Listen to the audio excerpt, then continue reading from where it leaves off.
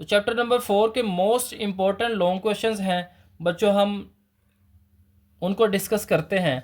तो सबसे पहले इसका जो क्वेश्चन है वो है what is an ionic bond, discuss the formation of ionic bond between sodium and chlorine atoms. तो यहाँ पे आपने आयोनिक बॉन्ड को एक्सप्लेन करना है और साथ में बताना है कि किस तरह से आयोनिक बॉन्ड बनता है between sodium and chlorine atoms. Question number 2 है explain the types of covalent bonds with at least one example of each type. बड़ा अहम क्वेश्चन है बच्चों, इसको आपने अच्छी तरह से तैयार करना है। तो यहाँ पे आपने बताना है कि कोवलेंट बॉन्ड्स क्या होते हैं और आपने इसकी टाइप्स जो हैं, 3 टाइप्स हैं, single covalent bond, double covalent bond और ट्रिपल कोवलेंट बॉन्ड। आपने तीनों को एक्सप्लेन करना होगा और साथ में आपने तीनों की एक एक एग्जाम्पल लिखनी होगी।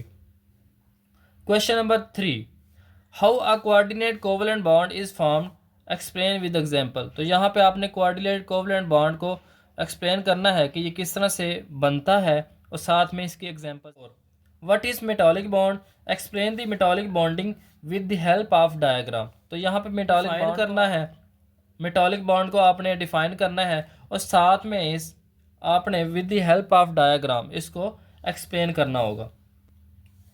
उसके बाद वेरी इंपॉर्टेंट क्वेश्चन बच्चों, define hydrogen bonding, explain that how these forces affect the physical properties of compounds. Next है बच्चों what are intermolecular forces, compare these forces with chemical bond forces with reference to HCl molecule. तो यहाँ पे intermolecular forces को आपने explain करना है। छोटा सा क्वेश्चन है बच्चों, आपने इसको अच्छी तरह से तैयार करना है। What is a chemical bond and why do atoms form a chemical bond. तो यहाँ पे आपने बताना है केमिकल बॉन्ड क्या है और एटम्स जो है वो केमिकल बॉन्ड क्यों बनाते हैं। उसके बाद वेरी इंपॉर्टेंट क्वेश्चन बच्चों, what is octet rule, why do atom always struggle to attain the nearest noble gas electronic configuration. तो ये आपने इसको एक्सप्लेन करना होगा। उसके बाद explain coordinate covalent bond with example. Most important questions के अंदर ये क्वेश्चन भी शामिल है बच्चों। उसके बाद एक्सप्लेन करना है मेटालिक बॉन्ड। नेक्स्ट है what are intermolecular forces, explain dipole dipole interaction. तो यहाँ पे इंटरमॉलिक्यूलर फोर्सेस को आपने डिफाइन करना है और डाइपोल डाइपोल इंटरेक्शन को। Very important question. उसके बाद ये लास्ट 3 क्वेश्चन वेरी इंपॉर्टेंट बच्चों, इनको आपने अच्छी तरह से तैयार करना है। तो क्वेश्चन है define ionic compounds, right it's 3 properties. तो यहाँ पे आपने आयोनिक कंपाउंड को डिफाइन करना है और साथ में इसकी 3 प्रॉपर्टीज़ को आपने लिखना होगा। नेक्स्ट है define covalent compound, right it's 4 properties. तो यहाँ पे कोवलेंट कंपाउंड को आपने डिफाइन करना है और साथ में इसकी 4 प्रॉपर्टीज़ लिखनी होंगी। नेक्स्ट है राइट 5 प्रॉपर्टीज़ ऑफ मेटल्स। तो 5 प्रॉपर्टीज़ ऑफ मेटल जो हैं इनको आपने अच्छी तरह से तैयार कर लेना है। अब चैप्टर नंबर 4 के अंदर बच्चों, चैप्टर नंबर 4 में आपके जो MCQs होंगे वो आपका आएगा एक MCQs।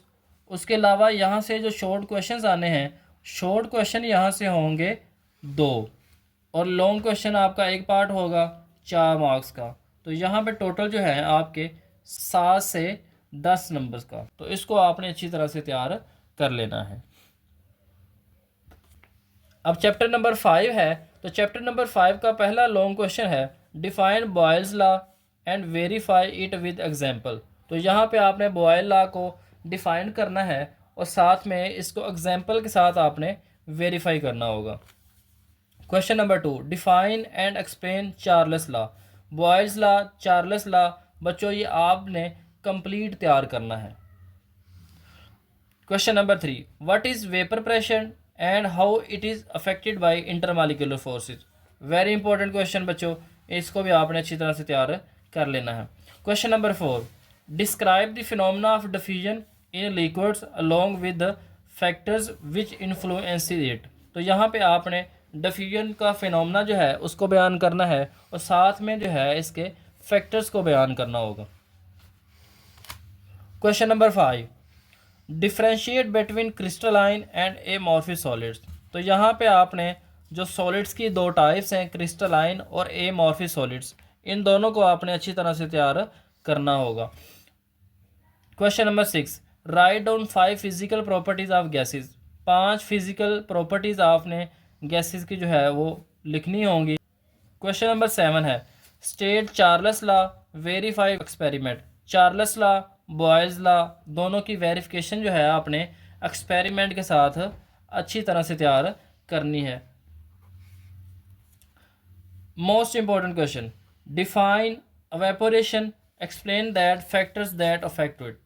तो यहाँ पे आपने एवेपोरेशन को डिफाइन करना होगा और फैक्टर्स को आपने बताना है, एक्सप्लेन करना है जिस पर एवेपोरेशन डिपेंड करता है। Question number 10, define solid state, explain it's 2 types. तो यहाँ पे आपने सॉलिड स्टेट को डिफाइन करना है और साथ में इसकी 2 टाइप्स को बयान करना है। उसके बाद है question, define vapour pressure, explain the factor that affect it. Vapour pressure, boiling point, diffusion, तीनों को आपने डिफाइन करना है और साथ में तीनों के आपने फैक्टर्स लिखने होंगे। Define solid state, right it's 3 properties. Solid state को आप डिफाइन करेंगे और साथ में इसकी 3 प्रॉपर्टीज़ लिखेंगे।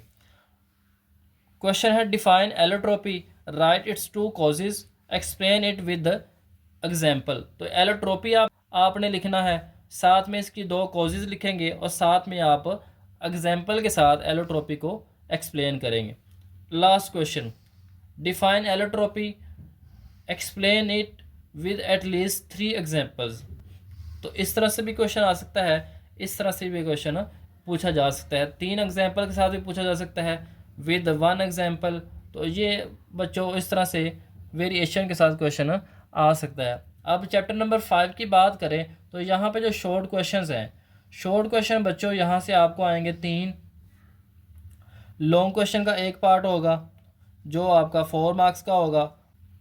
यहाँ से जो एमसीक्यूज़ आएगा वो आपका एमसीक्यूज़ होगा 1।